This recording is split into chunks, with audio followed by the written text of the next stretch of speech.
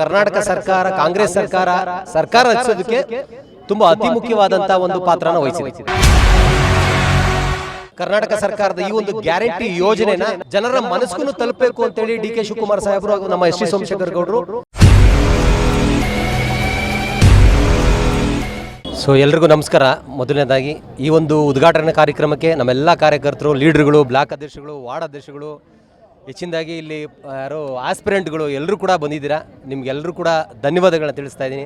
ನಮ್ಮ ಮುಂಜಾನೆ ಕೂಡ ನೋಡ್ತಾ ಇದ್ದಾರೆ. ಇರಲಿ, ಗ್ಯಾರಂಟಿ ಅನ್ನೋದು ಸರ್ಕಾರ, ಇವತ್ತು ಕರ್ನಾಟಕ ಸರ್ಕಾರ ಕಾಂಗ್ರೆಸ್ ಸರ್ಕಾರ ರಚಿಸೋದಕ್ಕೆ ತುಂಬ ಅತಿ ಮುಖ್ಯವಾದಂಥ ಒಂದು ಪಾತ್ರನ ವಹಿಸಿದೆ. ಇವತ್ತೇನಾಗಿದೆ ಅಂತಂದರೆ, ಶ್ರೀಮಂತರಾಗುವಂಥ ಕಾಲದಲ್ಲಿ ಬಡವರು ಕೂಡ ಒಂದು ಸಹಕಾರ ನೀಡಿ ಅವ್ರನ್ನೂ ಕೂಡ ಮುನ್ನೆಲೆಗೆ ತರಬೇಕು ಅನ್ನೋ ಒಂದು ಕರ್ನಾಟಕ ಸರ್ಕಾರದ ಈ ಒಂದು ಗ್ಯಾರಂಟಿ ಯೋಜನೆನ ಮನೆಗಳಿಗಂತೂ ತಲುಪ್ತಾ ಇದೆ.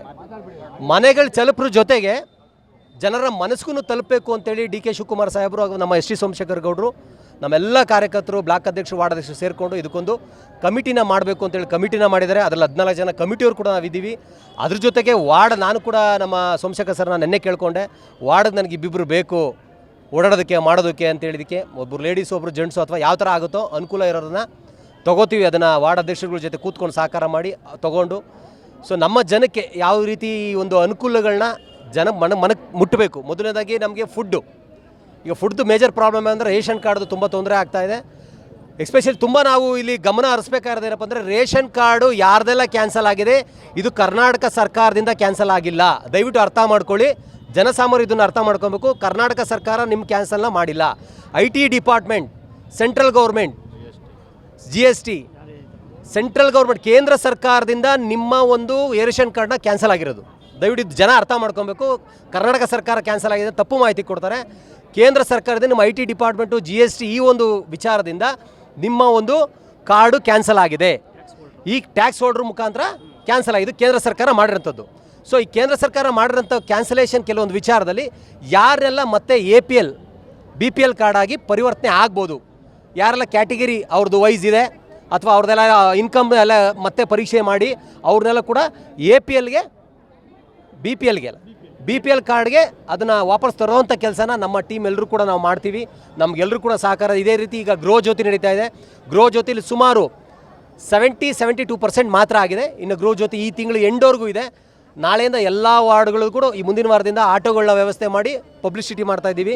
ಗೃಹ ಜ್ಯೋತಿನ ಬ್ಯಾಲೆನ್ಸ್ ಇರೋವಂಥ ಈ ತಿಂಗಳಲ್ಲಿ ಎಲ್ಲರೂ ಕೂಡ ಗೃಹ ಜ್ಯೋತಿ ಮುಗಿಸ್ಕೋಬೇಕು, ಯಾರು ತೊಗೊತಾ ಇದ್ದೀರಂತ.